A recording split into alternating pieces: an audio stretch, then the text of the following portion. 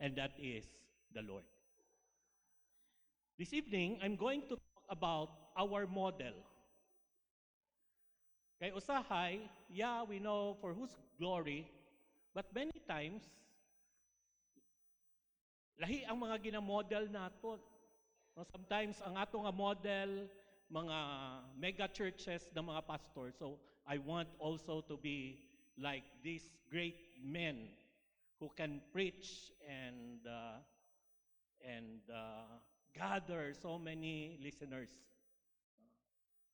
People from all over the world will go to his church and listen to him. And that is why ang mga style nato, ang mga ang mga approaches nato, mao na ni, mao na na.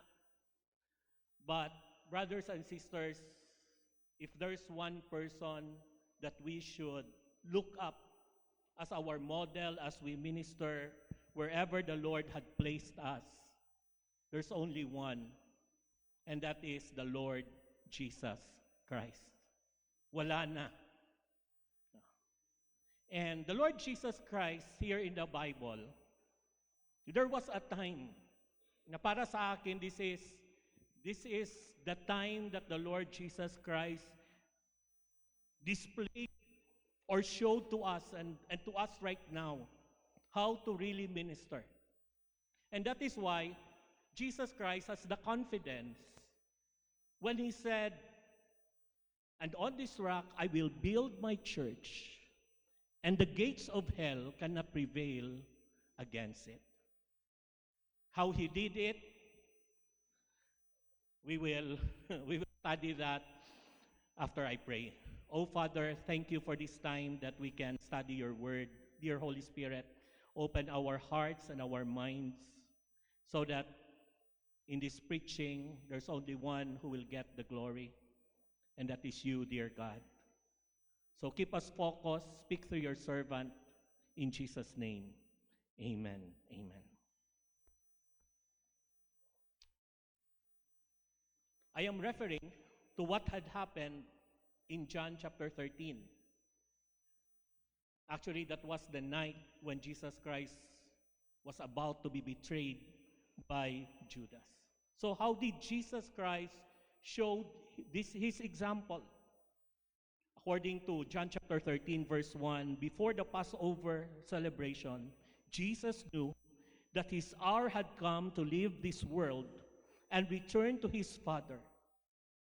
And he said, he had loved his disciples during his ministry on earth, and now he loved them to the very end.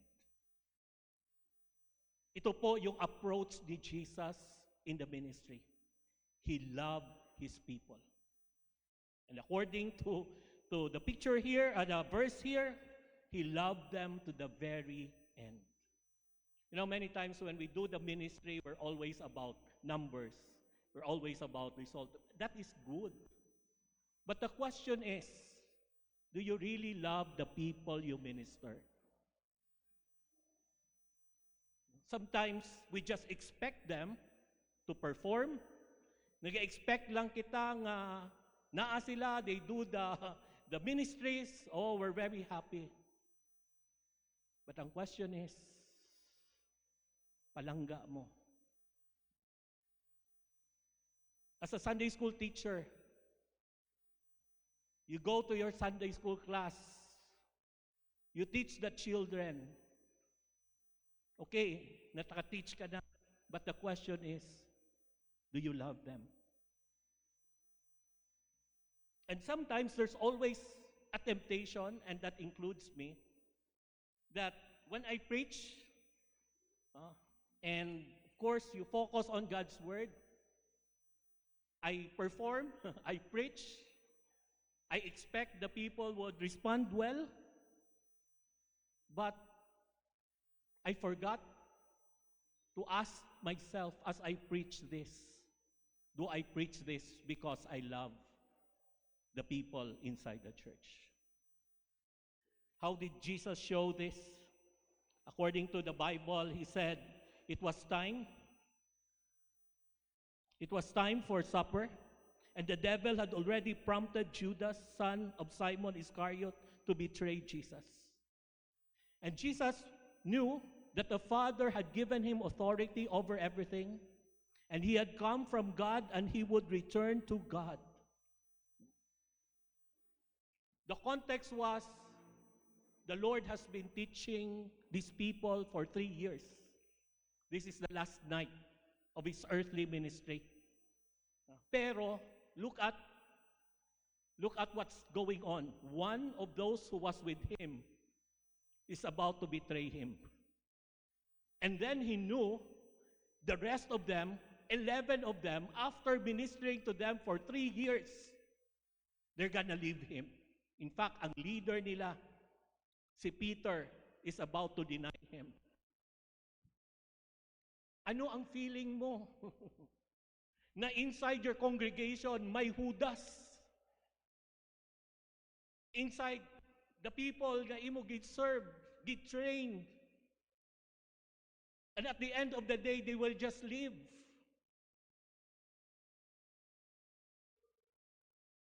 You know, brothers and sisters, I know this is a struggle that daghan mo gipang reach out. And then last minute, murag wala na. Don't be sad. Because Jesus Christ experienced that. But how Jesus ministered? First of all, according to our text here, he served. So he was there. Of course, it is expected. Now, part of the tradition is that they're gonna wash the feet. But imagine 3 years of ministering to them, example with Jesus, nobody volunteered to wash. Na-experience yun na. For 3 years, ikaw na, nag-train ka na, pagkatapos wala gihapon. I asked some members, I said, why is it that you said yes, and then after that, you're not delivering? Sabi nila, kuya, kasi if we will not be able to do what you assigned us, somehow you have a way of doing it anyway. You know what Jesus did? Instead of getting angry, he got up from the table, he took his robe, wrapped a towel around his waist, and poured water into the basin. Then he began to wash the disciples' feet, drying them with towel he had around him. And then after that, he told them, and since I, your Lord and teacher, have washed your feet, you ought to wash each other's feet. I have given you an example to follow. Do as I have done to you. So ginawa niya, siya naghugas and he said, if you look at me as your teacher, follow what I do. Next, number 2, he lovingly warned his enemy. Ang sabi niya, verse 18, I am not saying these things to all of you, but I know the one I have chosen, but this fulfills the scripture that says, the one who eats my food has turned against me. And now Jesus was deeply troubled, and he exclaimed, I tell you the truth, one of you will betray me. And the disciples looked at each other, wondering whom he could mean. So the disciples leaned over to Jesus and asked, Lord, who is it? And then Jesus, it is said, it is the one to whom I give the bread I dip in the bowl. And when he had dipped it, he gave it to Judas, son of Simon Iscariot. I don't know what kind of mentality Judas had. Imagine, karong gabi, I'm planning to get the money of Pastor Josler. Kukunin ko. And then, while leading here, by the way, somebody wants to get my money. And then he would say, the one who will get my money is about to speak tonight. Do you think I will still insist it? No. Jesus lovingly warned Judas. Sabi niya, one of you will betray me. Pero sige pa rin siya. The one will betray me, I will dip the food and give it to him. I mean, imagine, ikaw si Judas, kinuha mo pa. And yet, sige pa siya. In fact, in other texts, Jesus said, if you're going to continue with this, mabuti pa na hindi ka na ipinanganak dito sa mundo. But gusto pa rin niya. And then, this is what Jesus had said. When Judas had eaten the bread, kinain pa niya, Satan entered into him. And then Jesus told him, hurry and do what you're going to do. You know, if you're planning to do something evil, there's somebody who would be willing to join you. And that is the devil. Kaya nga sabi ng Panginoon, no, don't gratify your flesh because there's a very willing volunteer to make sure that you deliver it. And imagine, sasabihin na lang ni Jesus kay Judas, kung ano man ang plano mo, dalian mo na. Very sad. 3 years of teaching, you're gonna end up one of your followers selling you, betraying you. And then after that, Jesus was patient with his immature disciples. Ang sabi niya, there was an account there na they were discussing who's the greatest among them. Na, di ba? This is about God's glory. And then, 3 years na training. Who's the greatest? Sabi ng Panginoon, I will be with you only a little longer. And as I told the Jewish leaders, you will search for me, but you can come where I am going. So now I am giving you a commandment. Love each other. Just as I have loved you, you should love one another. Ang sabi niya, the way I ministered to you, you do it to one another. Because he said, for your love for one another will prove to the world that you are my disciples. He said the only way that people will believe that indeed you are my follower, that indeed the one that you are teaching comes from me, is that they can see that you love one another the way he ministered. And that is why, let me ask you, I know many of us here come from different churches. If this is the requirement in order for people to believe in the Lord Jesus Christ, ang tanong, will there be people na madadagdag sa inyong church?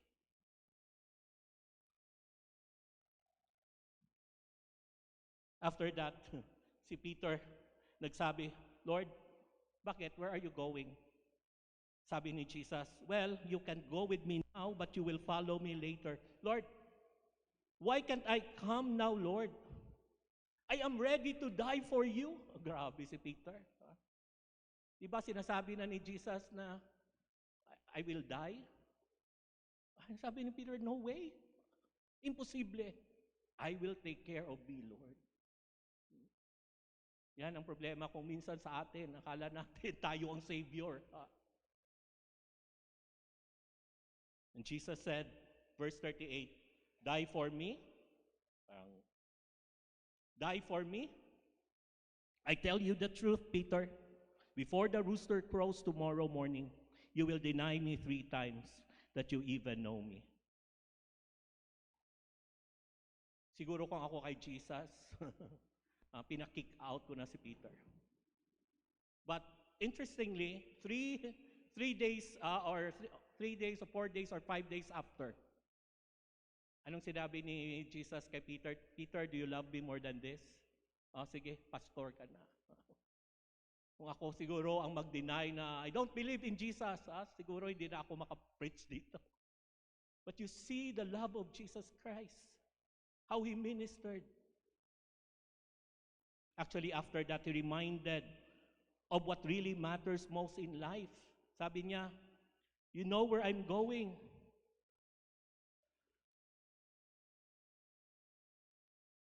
John chapter 14, sabi niya, you know where I am going. And he said, no, we don't know, Lord.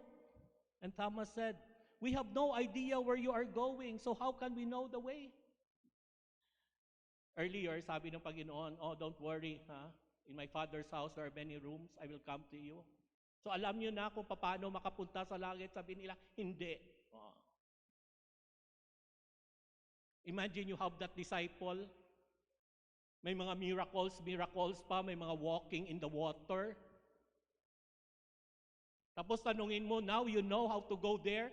We don't know. How can we know?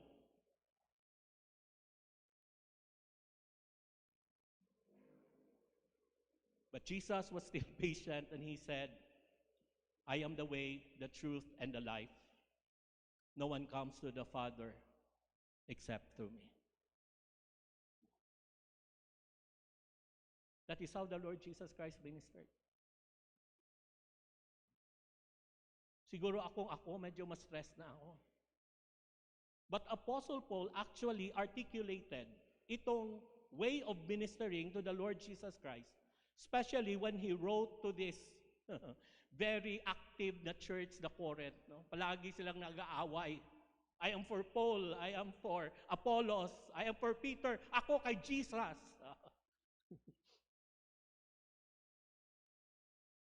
Jesus is, Apostle Paul said in 1 Corinthians 13, this is what, that chapter 12, he was talking about participating in the body of the Lord Jesus Christ. He said, now you are the body of Christ and individually members of it. And God has appointed in the church first apostles, second prophets, third teachers, then miracles, then gifts of healing, helping, administering, and various kinds of tongues. Brad, pwede mo na lang, ikaw na lang ang mag-press. Oo, medyo hindi ako magaling dito. Ang flow ko medyo na, but thank you. Sabi niya, are all apostles, are all prophets, are all teachers, do all work miracles, do all possess gifts of healing, do all speak with tongues, do all interpreters, but earnestly desire higher gifts. And he said, I will show you a still more excellent way. Alam naman natin that after the Lord Jesus Christ died, He rose, and then the Holy Spirit came. And the apostles of the Lord Jesus Christ were never the same, di ba? No, they were very, very passionate for the Lord. Now, Apostle Paul said, okay, you practice your ministry, your gifts in the church. But make sure, as you practice your gift, you do this way. I will show you a still more excellent way. And he did that say, make a strategic planning. You do this, you do that. Ang sabi niya, the most excellent way to do the ministry is love. Ang sabi niya dito, 1 Corinthians chapter 13, verses 4 and 7, love is patient and kind. Love is not jealous or boastful or proud or rude. It does not demand its own way. It is not irritable, and it keeps no record of being wronged. It does not rejoice about injustice, but rejoices whenever the truth wins out. Love never gives up, never loses faith, is always hopeful, and endures through every circumstances. Sabi ni Apostle Paul, when you minister, as you practice your gifts, make sure you do it in a loving way. And he said, do it with love. Pero, ang love dito is not the love na emotion. Ang sabi dito, first of all, love is patient. Ang ibig sabihin ng patient daw, having a long fuse and the ability to control emotions, anger, or agitation. When you do the ministry, dapat hindi ka pikon. Hindi ka mabilis magalit. You must be patient. Are you patient as you do the ministry? Number 2, kind. You are generous. You are willing to help. You are willing to assist others. Hindi ka pusong bato. And then ano pa? As you do the ministry, you are not jealous. You do not harbor envy or resentment first on other churches or pastors' possession or another pastor's achievement or church's achievement. Dapat ga-rejoice ka. I don't know how many of us are jealous with the way the Lord is working in other churches or in other pastors or other believers. You don't do that. May assignment ka. Kung 10 believers, just be faithful. As long as you give your best. Don't say, Lord, bakit ganyan? No. Don't be jealous. And then ano pa? Not boastful. Not constantly draw attention to itself or brag or belittle others. Ako, 5 years pa lang, ha? Ilan ang mga members ko, ha? Ikaw, 20 years? Ikaw pa ang summa cum laude sa ating school? Ako. So lang. You don't belittle. Why? Because the ministry is just the grace of God.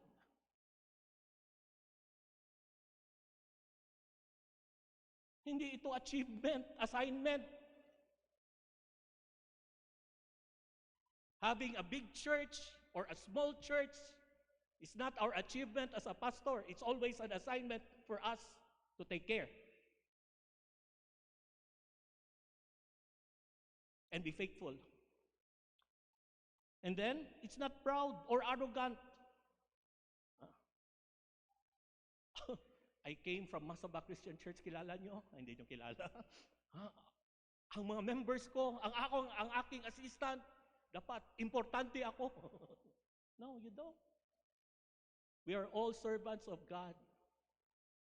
Malaki man ang church mo, maliit, pare-pareho tayo. Next, you are not rude. Behaves in a manner consistent with social and moral standards. You do not behave in an ugly, indecent, or unbecoming manner that will result in disgrace, embarrassment, and shame. Kung worker ka, as you minister, huwag kang mag-iskandalo.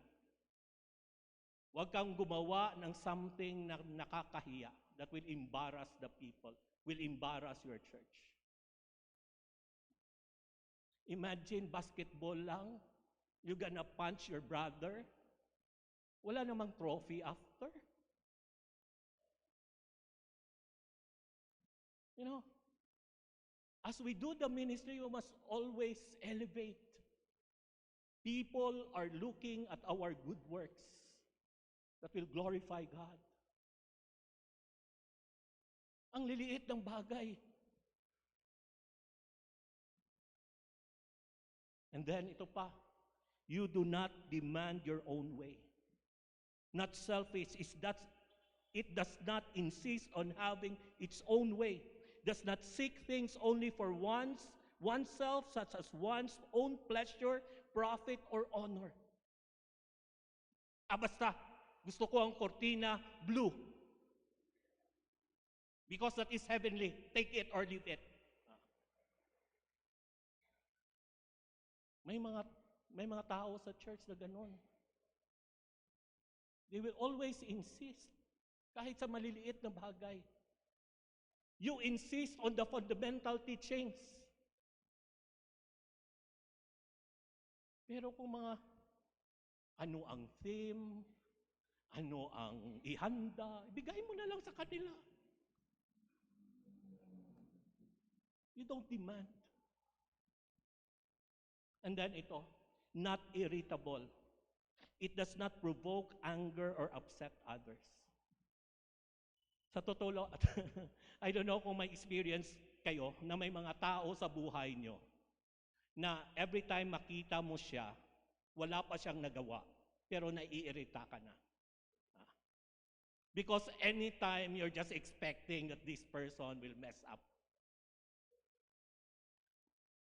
Ang sabi niya, when you do the ministry, don't be that kind of person. You know, sometimes,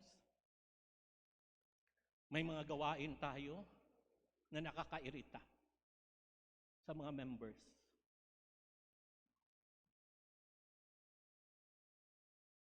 Sabi nito, when you do ministry, do it in love and among them. Don't be an irritating person inside the church. At ano pa? It keeps no record of being wrong. Aba, kung minsan paulit-ulit, pati yung kasalanan mo before salvation, sasabihin pa, ikaw kasi ganyan, nung 2 years old ka, natandaan ko pa, ganito ka na. Tapos nung 3, nung 4, kasi ang word keeps being record wrong, parang bookkeeper. And there are lots of people in the ministry na magaling mag-recall ng lahat ng kasalanan ng ibang tao pero hindi sa kanya. And God said, when you are in the ministry, your role is to always amplify the forgiveness of God, not the recording of faults of people. And then, it does not rejoice about injustice, does not take pleasure in the wrongdoing of others.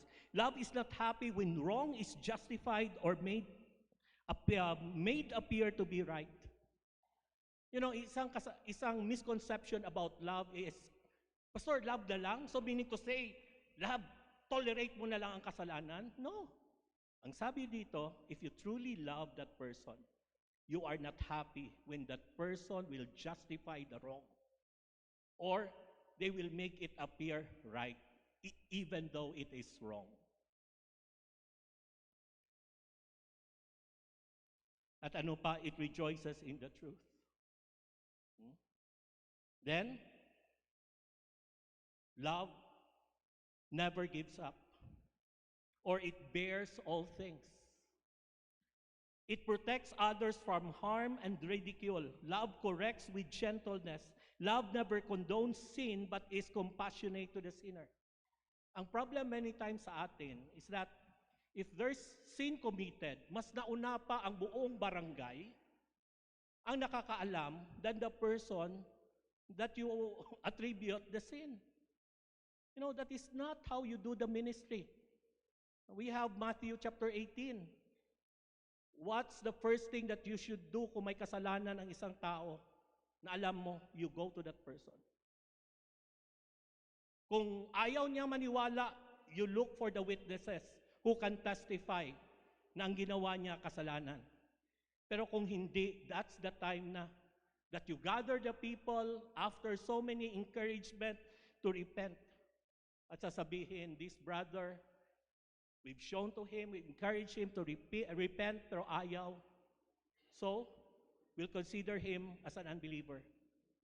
So that we can share the gospel. Baka hindi ito totoo, Kristiyano. That's how you do it. You deal with the sin, but you protect the sinner. We don't embarrass people. Ako, many times, it's really, really sad na marami tayong namimiss ng opportunities because a lot of people would love to proclaim the fault of others. Pero sabi dito, when you bear all things, make sure you love the sinner, but you deal with his sin. Ang isa na learn ko sa ministry is this: you have no right to rebuke that person unless you have proven to him first that you love him.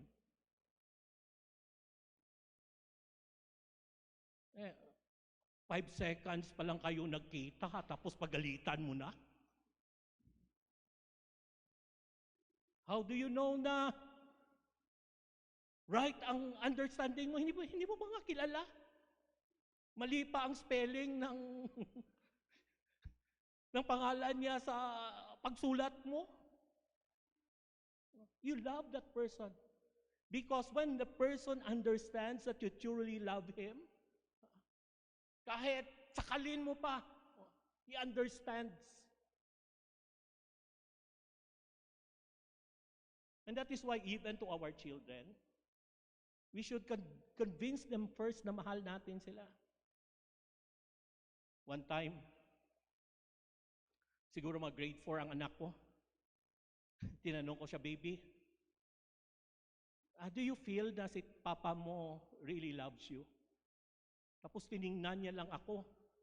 And then yung the way she looks at me na gusto niyang i-please ako, na sabihin na, yes papa, I can feel that you love me, pero ayaw niyang magsinungaling. And it really hurt me. Errol Parpa, pastor, ganyan. Tapos ang anak ko doesn't feel, hindi niya siya convinced na mahal ko siya. Pero mabuti na lang sinabi niya, kasi palagi mo akong pinapagalitan. So for 1 month, hindi ako nagalit sa kanya. And after that, feel mo na, oo. It doesn't lose faith. It gives the benefit of the doubt and sees the best in others.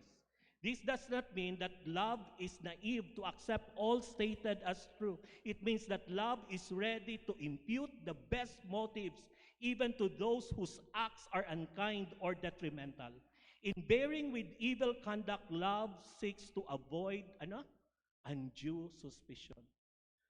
You always give a benefit of the doubt.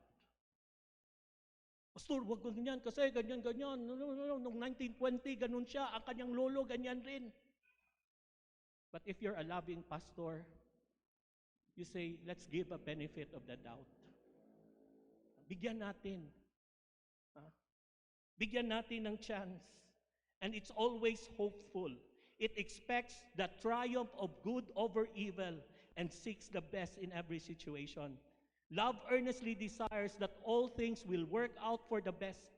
Love continually looks for the good no matter the situation. This is the Romans 8:28 ng love. And then, it endures through every circumstances. You don't abandon your ship. And you notice, this is how the Lord Jesus Christ loved His people. And then you would say, it's difficult. Actually, no.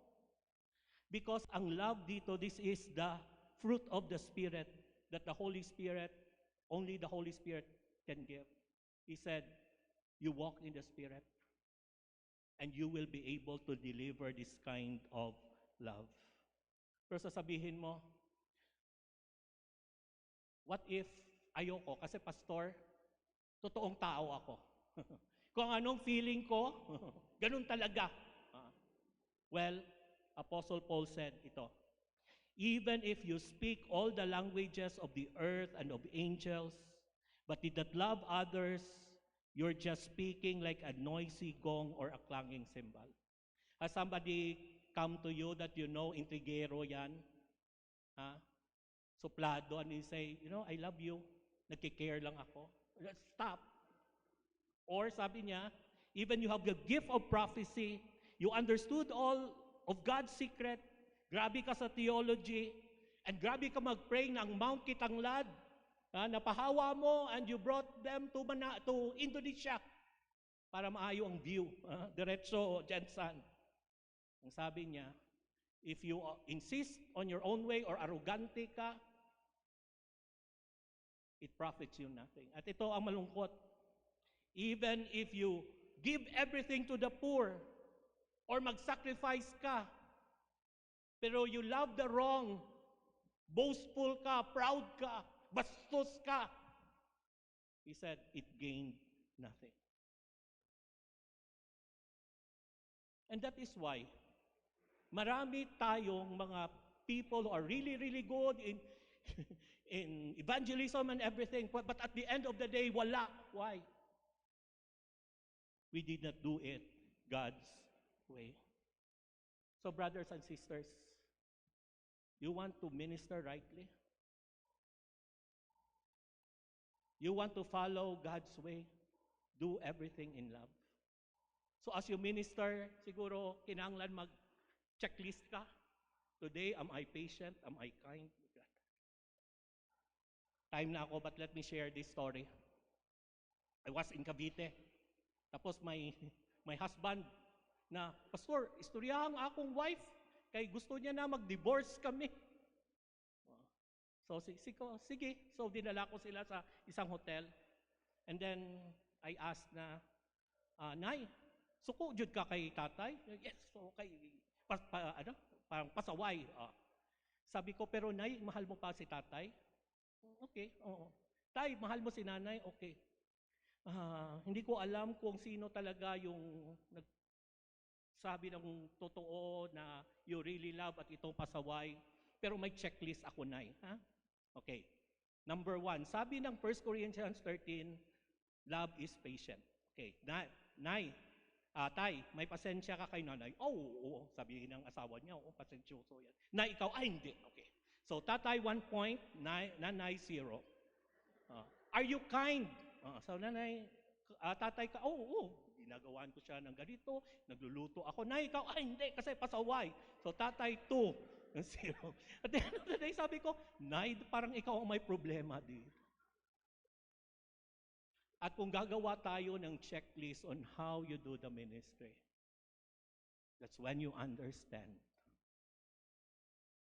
who is really at fault. Why is it that these things are going on, these problems are going on in the church or in the ministry where the Lord has assigned you? And this is why, brothers, let's mark this. Without love, nothing matters. Without love, nothing matters. So I hope kayo mag-asawa ganun din, no? Mag-checklist ka. Checklist.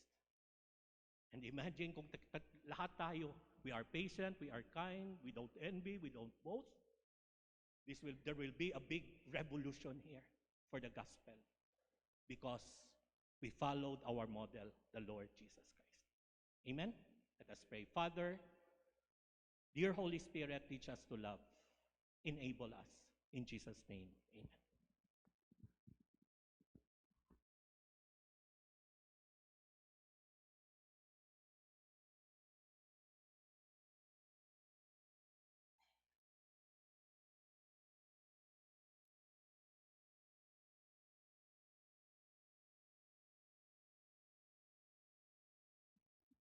Let's pray. Heavenly Father, Lord, we praise you karon nga takna sa kagabiyon sa mga butang